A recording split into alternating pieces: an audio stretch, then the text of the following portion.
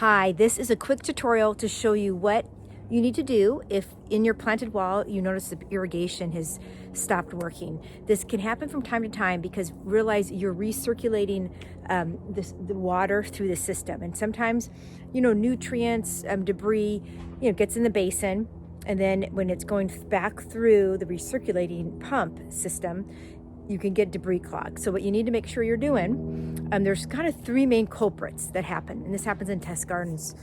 So just don't worry about it, it's pretty easy to fix. So first thing is, sometimes your water level is too low in your water pump, in your basin, and it just kind of stops working and you don't realize it. So first thing, check the water basin level, fill it all the way up. If the pump gets dried out a little bit, it sometimes takes a little bit time to kind of get going again, but it should not destroy the pump. It should be fine. Trust me, it happens in the test garden, so I know. But I'll notice sometimes if I refill and then I kind of unplug the pump, plug it back in, it acts, it kind of takes a few minutes. Second thing is you want to clean out your inline filter, okay? And that is something that people don't always think about. So here's how I'm going to do it. I'm going to show you what I'm going to do right now. So hopefully you will be able to see this. So one of the columns, you've got your water line. So what I'm going to do is I'm going to take out one of these pots, okay?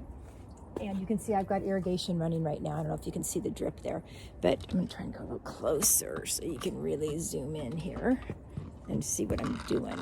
Okay, so in here is the inline filter. So the first thing I want to do is I want to turn off the plug. So I'm going to unplug the irrigation. It's going to stop. And then what I'm going to do is I'm going to unscrew this. I'm unscrewing the inline filter. It's very easy to get to, actually, once you take that pot off.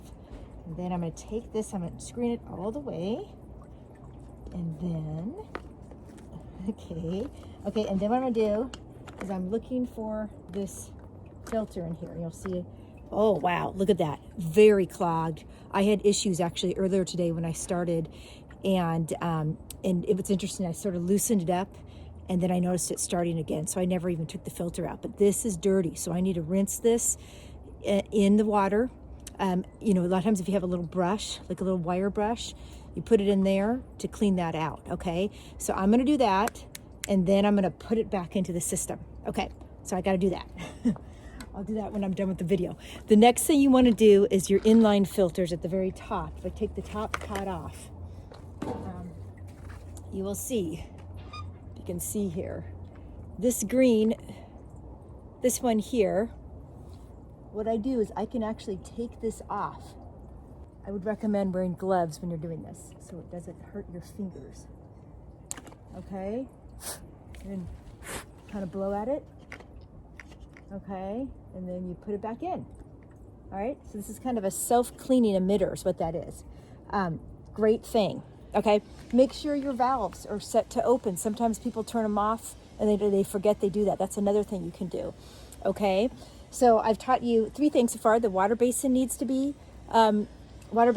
sure it's full. You need to make sure your inline filter's clean. You need to clear out the inline drippers here. I'm sorry, not inline. Clear out the flag emitters. And actually the fourth thing you can do is you check the irrigation pump. There's a filter on the irrigation pump too. And I can do that in 1 second here. Let me show you about that. Okay, so let me go back here. So I'm going to lean this over, and I am going to reach down into my filter. I've got the filter, and then I unscrew this like this. It's very simple. There is a sponge in here, okay? And you're going to take that sponge out and just rinse it underneath the water and make sure any debris in there leaves, and then put it back in, okay? It's just a little sponge in there. You can kind of see it in there, okay? And then you just screw this back on. You want to make sure you're lining it up on the threads so it easily threads back on. If it's not screwing back on easily, it means the threads are not lined correctly. That's important to do that. Otherwise you'll get leaks. Okay, that's it guys. Thanks so much. Hope that helps.